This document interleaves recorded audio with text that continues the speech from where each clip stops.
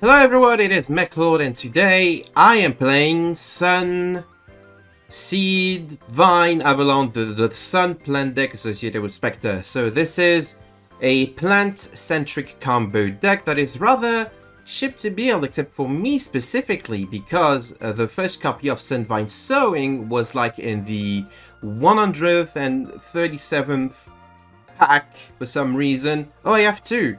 Wait, maybe I had one all along and I didn't realize it. Or maybe I was missing the super rare.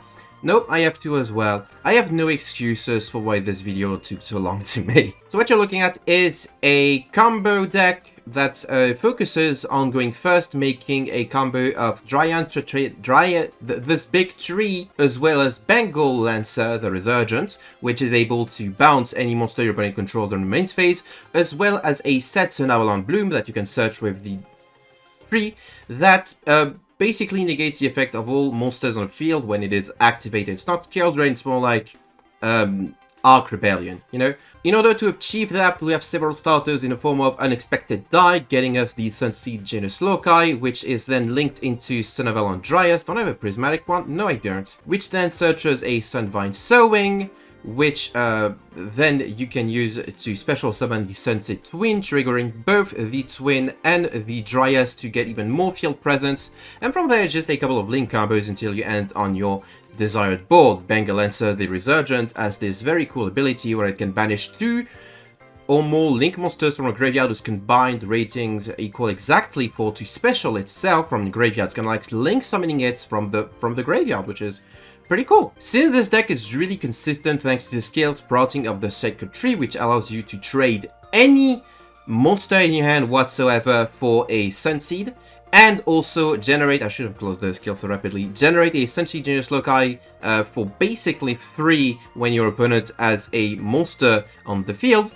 We are playing a heavy suit of Entrap. This list is inspired by Zaga Zaga's, I got second place at the AU Weekly, with the small difference that I am not playing Ghost Mourner because I do not have it. You can play other entraps on top of the Effect Veilers and Artifact Lanciers, which in my opinion are the best entraps at the moment.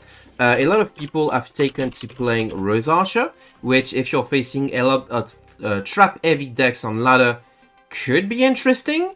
There's also, of course, the usual classic DD Crow. And then, you know, you can play back row removal and playing 2 MSTs. I have seen, I think it was Fear's list in the Dueling Grand Prix that used both 2 Books of Moon and 2 Forbidden Lances.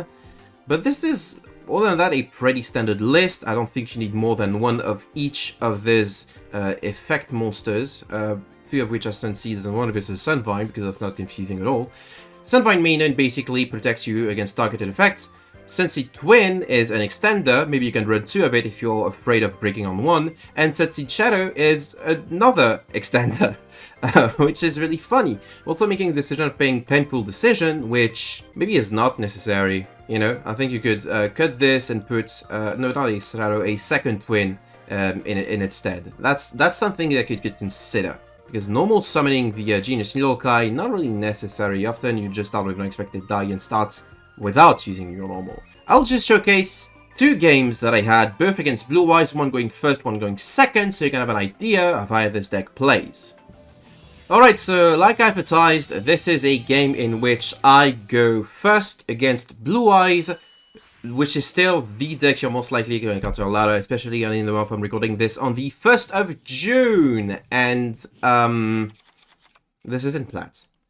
So, we've opened Unexpected Die, which is really cool, but first I'm going to activate the skill to replace the Genus Loci in my hand with a Sunseed Shadow that is going to be an extender later this turn. Then I Unexpected Die to get the Loci on my field, which I'm immediately going to link off into a SUNAVALON Dryas, which on summon is going to let me search a Sunvine Sowing, which is going to be activatable here, special summoning the Twin and taking 500 damage. This is going to trigger the Twin, reviving the Genius Loci per its effect, as well as the SUNAVALON Dryas, which is going to allow me to special summon from the extra deck a Sunvine monster.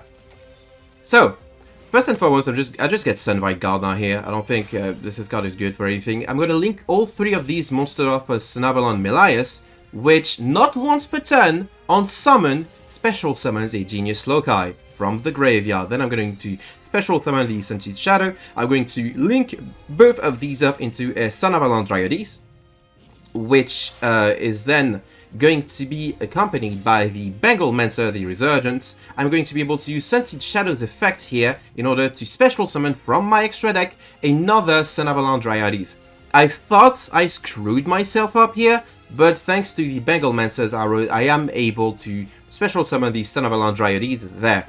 I have both materials required to special summon the SUNAVALON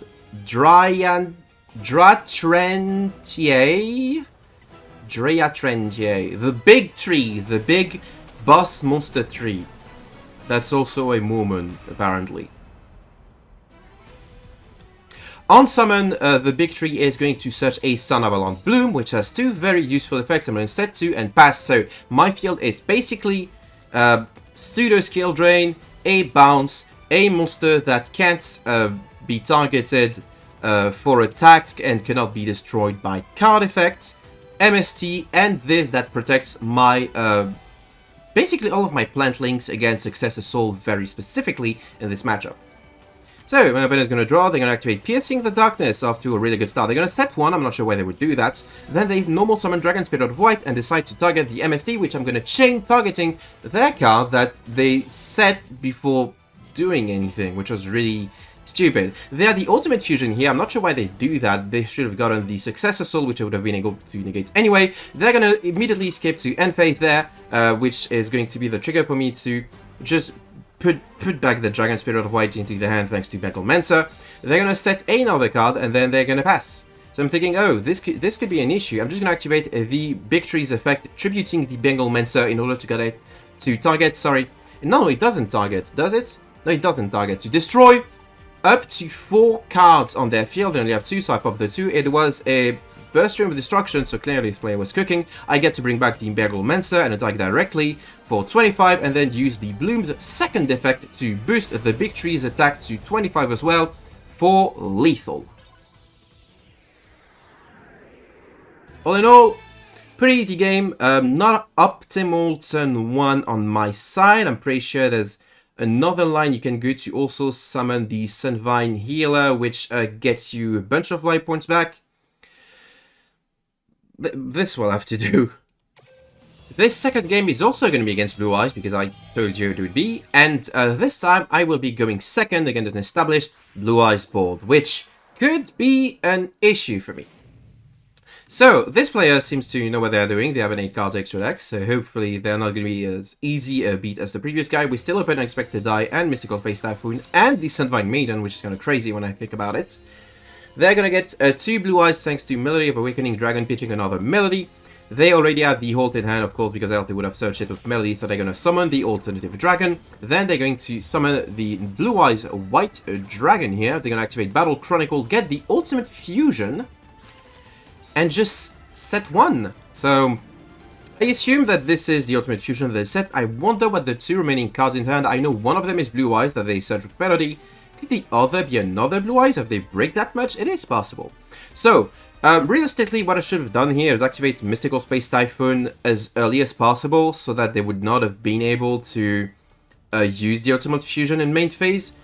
But I wait until the main phase to activate Mystical Space Typhoon, because I wasn't quick enough on the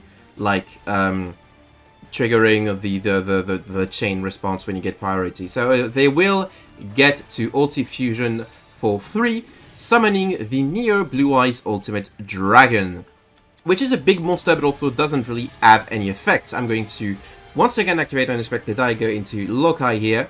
Loci is going to link into Dryas. This is basically the exact same play as last time. Make sure to not misclick like I once did, which would cut you off of bringing a couple of bodies back. So once again, it's just the same combo. It's basically just the same combo as before. Still going into Melias. I'm probably doing this combo wrong also. I think there's probably more steps that you can go, abusing the fact that Melias is not once per turn. I summoned the Sunseed Shadow here through its effect. Bengal Mensa is going to return the Neo Blue Eyes Ultimate Dragon to their extra deck, so that I don't take a crap ton of damage. I get to summon the Dryades, and then I get to summon another Melias, which realistically I should have summoned a link point of the Bengal Mensa in the main monster zone, so that I could have then summoned the Sunvine Thrasher with the Genius Loci that this summons here, and made it able to attack twice. That's not what I do, because I'm stupid and didn't think about that. I'd still get to summon the Sunvine Thrasher, and I'm still going to be able to boost its attack by a lot, and this is basically another easy lethal. So then, this game, also a couple of misplays, but I did play against the Blue Eyes player that bricked, so we take those. So SUNAVALON appears to be a pretty competent combo deck. It has been getting top results at recent tournaments, and it's probably going to be on the upcoming tier list, which might actually be live by the time I upload this video, because I have a really slow schedule, or rather no schedule at all. However, I'm not too fond of it. It's one of these combo decks that really feels awesome when you get to go first or play against no disruption, but is pretty brittle, and for a deck based around trees, it's kind of a shame that it doesn't really branches out as far as combos are concerned. However, I will acknowledge that this deck definitely has potential, and it is a budget option. I mean, the 3 unexpected dies I think are not obtainable through or they might actually be available through a box chip, so you could get them with that. And if you're interested in the deck, you probably should, because these are still the best starter for the deck. So that will be it for this SUNAVALON video. I hope you enjoyed it. Let me know what you think of the decks in the comments. Make sure to like and share the video. And I will see you all next time once I finally pull Cyber Sage and the 2 rocket cards that you need to play the deck's budget version. Thanks once again for watching.